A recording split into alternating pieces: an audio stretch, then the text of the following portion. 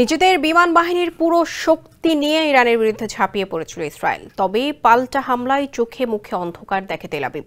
ক্রমাগত হামলা ঠেকাতে গিয়ে ইসরায়েলের আকাশ প্রতিরক্ষা থার্ড সিস্টেমের শক্তি দ্রুত ফুরিয়ে যেতে থাকে। এমত অবস্থায় তেল আবিবের পাশে এসে দাঁড়ায় পরম মিত্র যুক্তরাষ্ট্র। বন্ধুকে বাঁচাতে প্রতিবারের মতো এবারও মধ্যপ্রাচ্যে নিজের একান্ত মিত্র সৌদি আরবের দ্বারস্থ হয় ওয়াশিংটন। আর্জি জানায় ইসরায়েলকে সহায়তা করার, কিন্তু মুখের ওপর ওয়াশিংটনকে না করে দেয় রিয়াদ। পুরো ঘটনা সম্পর্কে অবগত দুজন মার্কিন কর্মকর্তা মিডল ইস্ট আইকে এই তথ্য জানিয়েছে। ইসরায়েলকে সাহায্য করার জন্য মধ্যপ্রাচ্যে নিজেদের মিত্র দেশগুলোর প্রতি আহ্বান জানায় যুক্তরাষ্ট্র। তবে সেটাও কোনো কাজে আসেনি। ইসরায়েলকে সাহায্য করার ব্যাপারে সবচেয়ে ভালো অবস্থানে ছিল সৌদি আরব। স্যান্ডেলিনা সো, রূপচর্চায় আভিজাত্য। মার্কিন কর্মকর্তারা সৌদিকে আবারও যথারীতি বোঝানোর চেষ্টা করেন যে সৌদির জন্য ইরান হুমকি।